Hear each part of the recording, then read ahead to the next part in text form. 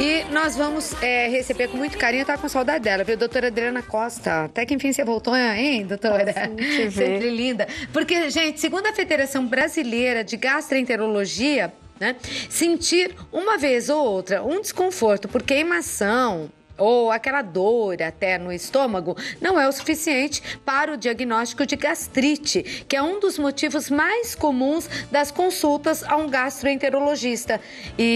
Mas será que isso não pode ser um sinal? Quando então procurar o gastroenterologista? Quais são os sintomas da gastrite? Quais são os modernos tratamentos da gastrite? É por isso que a médica endoscópica, a doutora Adriana Costa, está aqui no programa.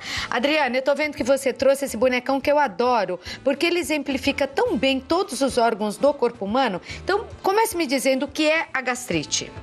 A gastrite é uma inflamação da parede que reveste o estômago. Então, o estômago, ele fica aqui. Terminou esse osso que a gente tem aqui, na parte mais anterior, aqui o osso do tórax, o estômago está logo aqui embaixo, ó. Então, aquela dor que a gente chama da boca do estômago, que a gente sente aqui, logo que termina esse ossinho, é essa dor em queimação ou em pontada. Então o estômago tem boca mesmo? Então, é aqui. Mas comumente a gente fala, isso é o sintoma da gastrite. O principal é essa dor em queimação aqui, na boca do estômago.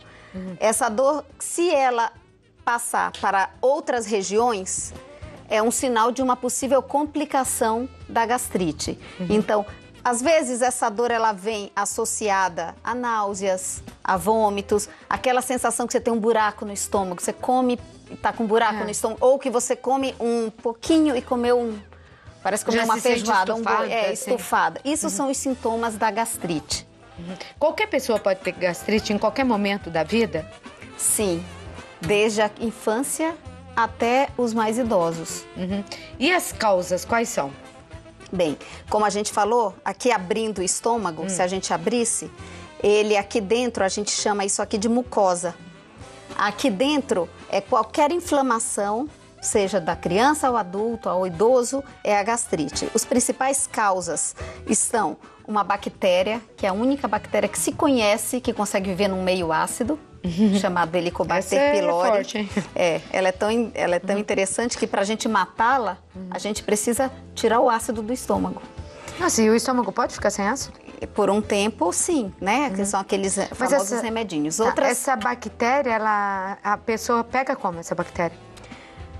Normalmente, não é muito bem esclarecido a forma como ela pega, mas acredita que é através da água e dos alimentos contaminados. Por isso que é importante a higiene pessoal, por isso que é importante você lavar bem. Tem que comer verdura, tem que comer frutas mais bem lavadas. Isso é muito importante para que a gente não pegue. Outras causas, estresse, alguns medicamentos. Eu tenho fotos primeiro, vamos mostrar as fotos primeiro, tá, Marcos? Essas duas primeiras fotos que você tem aí, pra gente mostrar aqui pro público. A maioria dos casos de gastrite é causada por essa bactéria, não? A maioria ou não? Ela é uma grande causa. Tá, em segundo lugar é o quê? Ou a maioria é o quê? A má alimentação. Má alimentação. Tanto os excessos quanto o jejum prolongado. Aqui, pra gente ver, olha, a mucosa ela é clarinha, que nem tá aqui. Aqui a gente vê que tem várias formas de gastrite. Aqui parece, aqui embaixo sempre quando não tá clarinha é gastrite. Aqui parece uns raios. É verdade. Aqui você já vê uma gastrite também bem vermelha. Aqui mais ainda aqui tem edema, então tá inchada esse corpo do estômago. Aqui também ela tá mais inchada do que nas outras. Aqui parece que ela tem uma série de enantemas, como se ela tivesse com vários pontinhos mais vermelhinhos, porque em última instância a gente falou dos sintomas mais simples. O sintoma mais grave, um dos mais graves, seria um sangramento da mucosa, onde a pessoa pode vomitar sangue ou evacuar com sangue. A gastrite pode fazer com que a pessoa evacue gastrite hemorrágica? Pode. Então aqui a gente já vê alguns pontinhos já enantemáticos, assim, dói. Pensando, o estômago dói. Queima ou dói? Normalmente é queimação, a dor ligada à gastrite. Isso. É queimação. Tem mais uma foto, pode colocar para mim, dessa primeira fase aqui? Aqui a gente pode ver ilustrada a bactéria. Nossa, o estômago parece um feto, né? Não é assim? É verdade. Ele parece um grão de feijão gigante, né? Ele aqui, ó, essa aqui é uma ilustração de como é a bactéria. Ela é chamada Helicobacter porque ela tem uma forma helicoidal. Tá. É como a gente determina os tipos de bactéria pela forma dela. Essa é ela causa desde gastrites, ela pode causar úlceras. Nossa. Mas ela pode causar, em última instância, alguns tipos de câncer. Por isso que ela precisa ser combatida e ser tratada. E ela se prolifera? Ela aumenta no estômago, não? Sim, ela precisa ser tratada e ela não, normalmente... a bactéria vai aumentando? Sim, ela vai aumentando a população de bactérias. Agora, é importante assim, não é para se alarmar. Tá.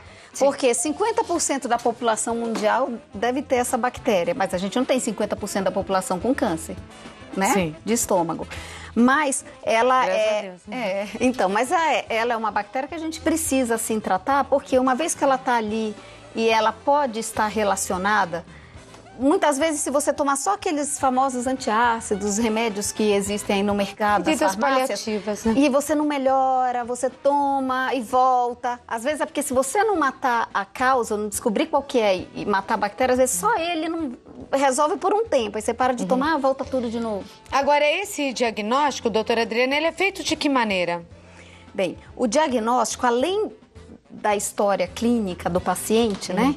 Você tem um exame chamado endoscopia digestiva, que é um exame muito seguro, que precisa fazer com jejum.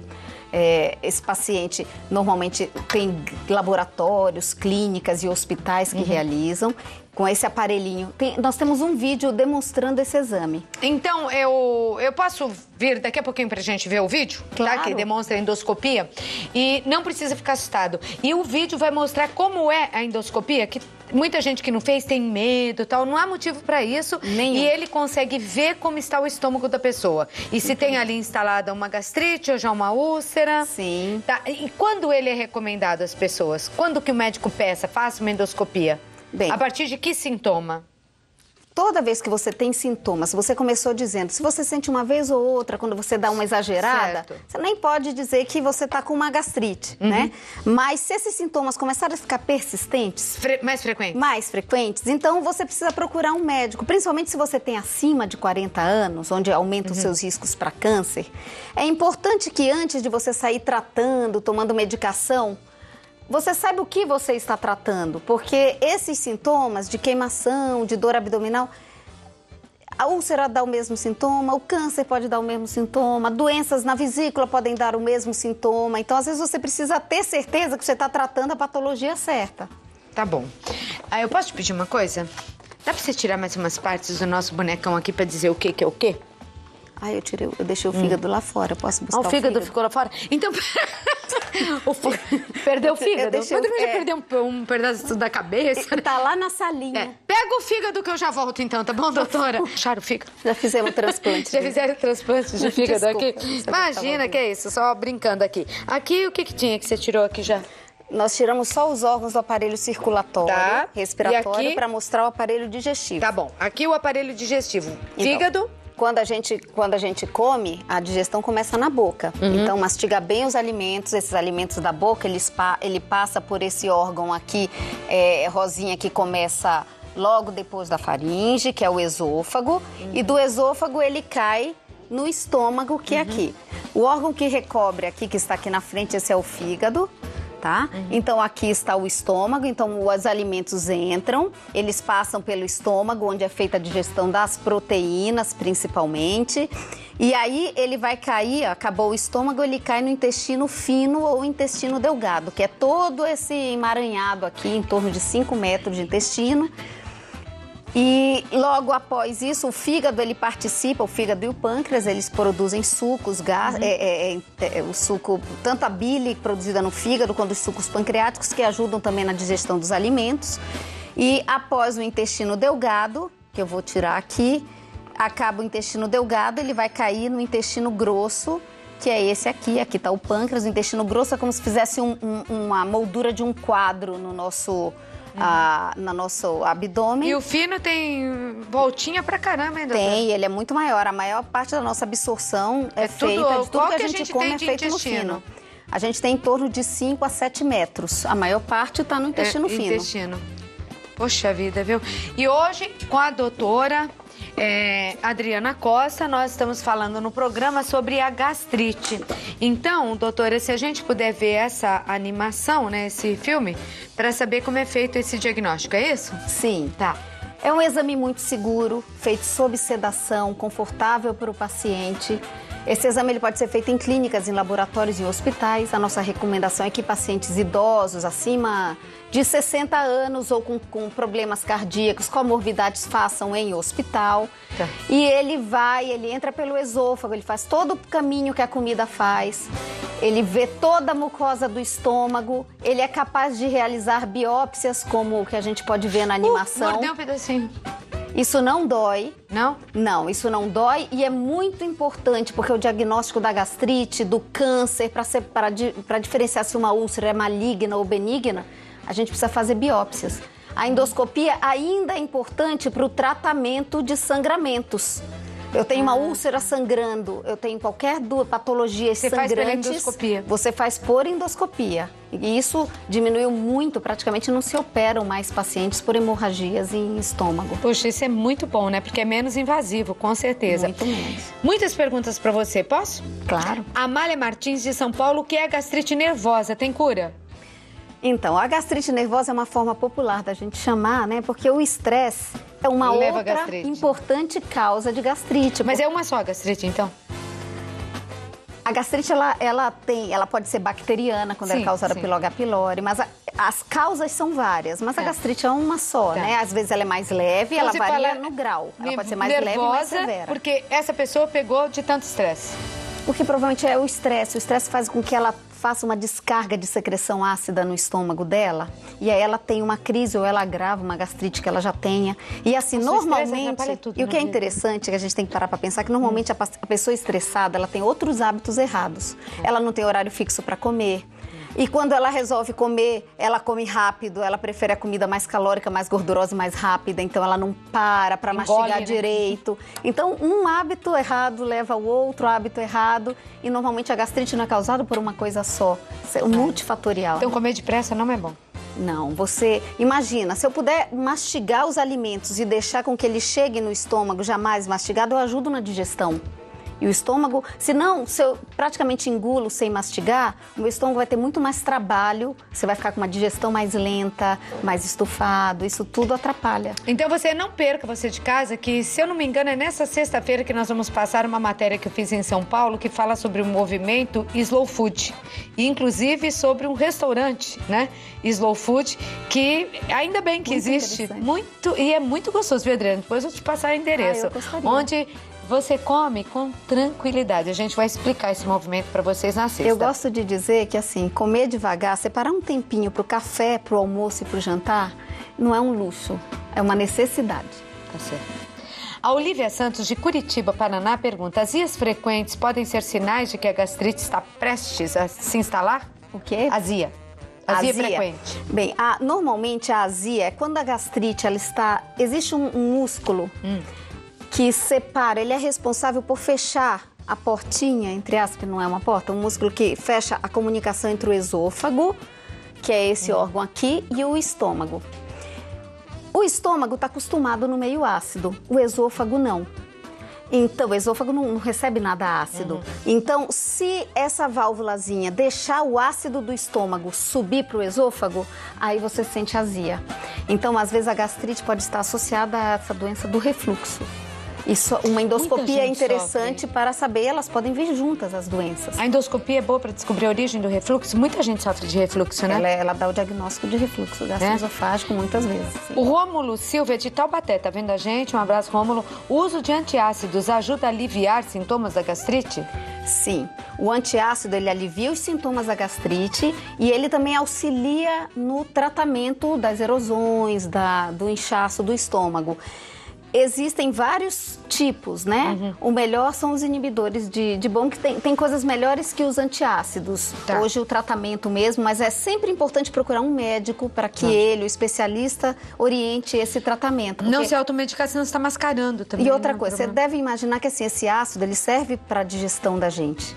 E o estômago, esse ácido, ele tem duas funções. Além de ajudar na digestão, a gente come muita coisa contaminada, com bactérias, e as bactérias não vivem no ácido. Então, ele ajuda também a matar o que a gente come contaminado. Então, você imagina que pessoas que usam por muito tempo essas medicações que inibem a produção de ácido, também precisam fazer isso sob orientação médica. Porque, como você falou, justamente na gastrite, uma gosta do ácido, mas as outras todas não vivem nesse meio, né? Das bactérias. A Sebastiana de Moura é de Ubatuba, São Paulo. Cláudia, boa tarde. Pergunta a doutora, por que molho de tomate e café atacam a gastrite tão rapidamente? Eu sofro muito por causa disso, diz ela. Bem, você não costuma, por exemplo, se você está...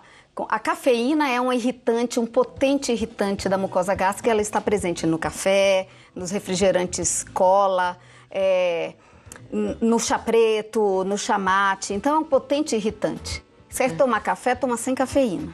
Agora, em relação ao molho de tomate... E lembrando do chá, então, que você falou, né? Chá preto, especialmente, é tanto quanto o café irritante? Então, é. Tá. E já os molhos de tomate, eles são muito ácidos. E se eles forem já feitos, né, produzidos, industrializados, além disso, eles vão ter conservantes, que também são potentes irritantes gástricos.